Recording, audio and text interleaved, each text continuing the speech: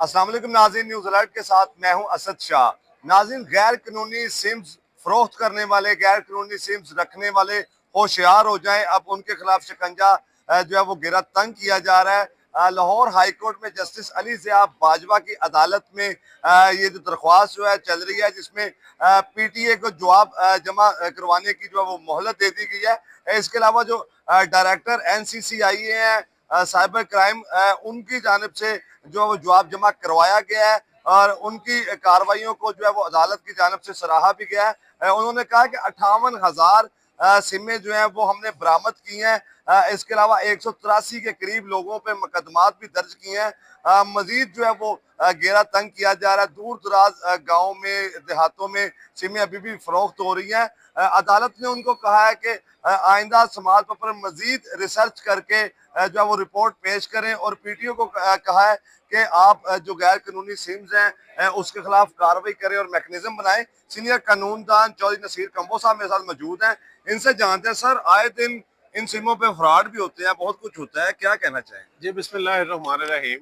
मैं समझता हूँ कि मिस्टर जस्टिस अली ज़िया बाजवा साहब जो है, वो मसला उनकी अदालत में कोई ना कोई पब्लिक इंटरेस्ट का, शहरियों के प्रोटेक्शन का, डिग्निटी को बहाल करने का कोई ना कोई जो है वो मामला होता है और उसमें वो लोगों के आइनी हकूक जो हैं, वो उनको मलहूज़े खातर रखते हुए फैसले होते हैं। पिछले दिनों भी फैसला हुआ कि लोगों से ज़बरदस्ती कन्फेशनल स्टेटमेंट में जो है लोगों के बयानात जो हैं, उसकी बाबत हुआ। तो ये भी एक गैर कानूनी सिम फरोख्त करने वाले के खिलाफ एफआईआर दर्ज हुई, तो उसकी बेल पिटीशन अदालत में आई है और अदालत ने बेल तो जो डिसाइड करनी है वो अपनी जगह, लेकिन अदालत ने इसको as a public interest litigation के तौर पे इसको जो है टेकअप किया है और ठीक है। उसमें जो है वो NCCIA की तरफ से जो है वो आज उनके डीजी पेश हुए, एडिशनल डायरेक्टर पेश हुए। अगरचे अदालत ने NCCIA national cyber crime agency जो है उनको बड़ा अप्रिशिएट किया, उनकी हर्डल जो है वो उनको भी एक्नॉलेज करते हुए उनको शाबाश दी कि NCCIA बड़ा अच्छा काम कर रहा है। जैसे आपने अपने इंट्रो में बताया कि उन्होंने 58,000 सिम जो है ब्लॉक की है, तो 250 के करीब 186 लोग जो है वो उनको फरोख्त करने वालों को पकड़ा भी है। लेकिन इस पे बहुत ज्यादा काम होने की जरूरत है। हमारे माशरे में पहले ये होता था कि लोगों को हैरस किया जाता था, तंग किया जाता था रॉन्ग कॉल्स के जरिए। अच्छा, या फिर क्या होता था, स्टॉल लगे होते हैं कंपनियों के, कोई जाता था 150 रुपया देता था, बगैर वेरिफिकेशन, बगैर तस्दीक के सिम मिल जाती थी। अच्छा, इस चीज पे काबू पाया, डाला गया कि सिम जो है उसको मशरूत कर दिया गया वेरिफिकेशन के जी साथ, हाँ। थंब जी वेरिफिकेशन के हाँ। साथ। लेकिन जो क्रिमिनल्स हैं, जो लोगों के साथ चीट करते हैं, फ्रॉड करते हैं, रोज आप देखें आपके मोबाइल पे कभी बेनजीर इनकम सपोर्ट प्रोग्राम के बारे में आपको जो है ट्रैप किया जा रहा होता है कि आपके अकाउंट में जो है वो इतने पैसे जो है वो ट्रांसफर हो जाएंगे, लेकिन आप हमारे साथ अपनी ये इन्फॉर्मेशन शेयर करें। या किसी को कहा जाता है कि जी जैज कैश वालों की तरफ से या फलां की तरफ से आपका इनाम निकला है, आपको इतना इनाम दिया जाएगा, लेकिन आप अपनी इन्फॉर्मेशन हमारे साथ शेयर करें। लोगों से इन्फॉर्मेशन लेके लोगों के बैंक अकाउंट्स जो है वो साफ कर दिए जाते हैं। लोगों को कॉलें आती हैं कि जी ये फलां थाने से हम बात कर रहे हैं, आपके बच्चे को जो है इस जुर्म में पकड़ा गया है, आप आके राब्ता करें हमसे।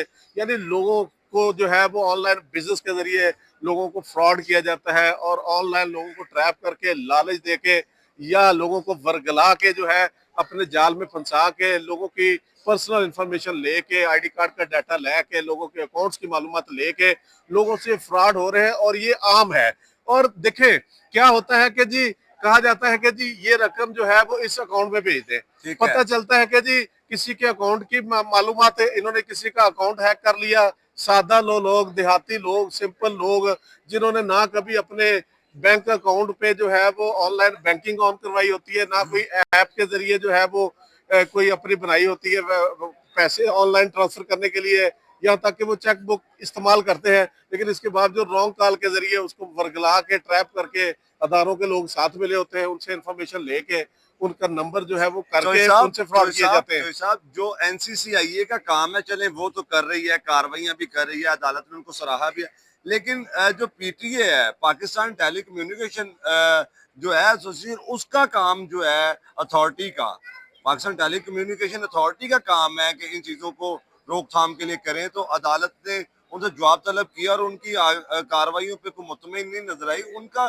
क्या काम है? देखिए, मैं आपको यही कहता हूँ कि देखिए NCCIA तो जब से ये एंड्रॉयड मोबाइल आए हैं, सोशल मीडिया आया है, उन पे काबू डालने के लिए एनसीसीआई, पहले साइबर क्राइम एजेंसी थी, अब इसको एनसीसीआईए का नाम दे दिया गया है और ये अच्छा काम कर रही है और इसकी अदालत ने अप्रिसिएशन भी की है और अदालत ने एनसीसीआईए के डिप्टी डायरेक्टर को जो है शाबाश भी दी है और साथ उसको ये चीज पे ड्यूटी लगाई है कि इसको आप थारोली डिग और आउट करें। पीटीए को कहा कि और आप पीटीए तो मैं देखें, जब ये एंड्रॉयड मोबाइल नहीं थे, सोशल मीडिया नहीं था, उस वक्त भी पीटीए था, उस वक्त भी मोबाइल सिमों से लोगों को रॉन्ग कॉल की जाती थी और लोगों को जो है वो लूटा जाता था, लोगों के साथ फ्रॉड होते थे, लोगों को झांसे दिए जाते थे। अब भी अगरचे वेरिफिकेशन होती है सिम, लेकिन क्या होता है, जो क्रिमिनल लोग होते हैं वो सादा लोगों के अंगूठे लगवा के सिमें जारी करवा लेते हैं या जो है वो सिमें जो है वो मुख्तलिफ इसमें कंपनियां हैं, फ्रेंचाइजीज भी मुलव्वस होती होंगी, बिल्कुल फ्रेंचाइजेस मुलव्वस होती सिमें है, जारी उनकी करती होंगी। उनकी मर्जी के बगैर नहीं हो सकता।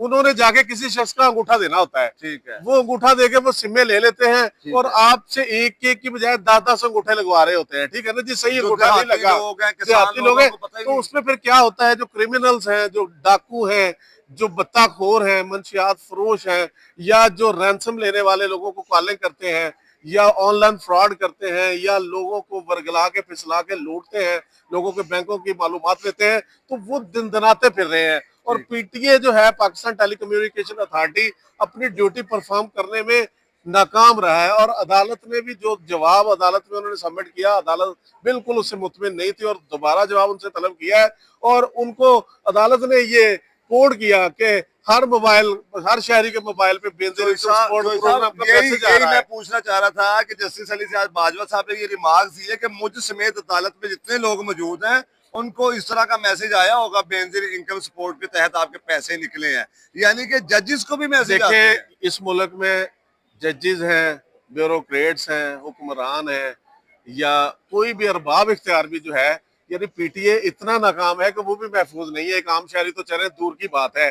देखिए, बात यह है कि आपके मोबाइल पे आपको रॉन्ग कॉल्स आम बात है, आपका अकाउंट हैक करके, किसी का अकाउंट हैक करके आपको कॉलें आ रही होती हैं कि जी इतने पैसे दे दे, मैसेज आ रहे होते हैं, आपके कोई जानने वाला होता है, कोई प्यारा होता है, उसका नंबर, मुझे उसकी ये तस्वीर होती है। बताइएगा, फिर इस तरह की सिमें तो दहशतगर्दी की कार्रवाइयों में भी इस्तेमाल होती होंगी, जो है वो गैर कानूनी काम करने वाले लोग भी इस्तेमाल करते होंगे। देखें, मैं आपको बात बताऊं, इस तरह सिमें लेके लोग अकाउंट बना लेते हैं सोशल मीडिया के जरिए भी ठीक है, और वो उसके बाद देखें धमकियां लगाते हैं, उससे देखें threat करते पाकिस्तान के खिलाफ कितना प्रोपोगंडा होता है। ठीक है, यहाँ तक कि आजकल आप देखें, कॉल आए आपकी बेल पे के दौरान आपको एक मैसेज चल रहा होता है कि आप जो है किसी को अपनी इंफॉर्मेशन ना दें, कोई तस्वीरें अपनी हसास जो एजेंसीज हैं, अदारे हैं, उनकी ना किसी के साथ शेयर करें क्योंकि ये आपको दुश्मन आपका ट्रैप कर रहा है और ट्रैप करके कल को यही जो है वो आप के मुल्क के खिलाफ, जो है आपके मुल्क की सालमियत के खिलाफ जो है वो इस्तेमाल होनी है। मतलब कि वो लोग जो इदारों के खिलाफ या रियासत के खिलाफ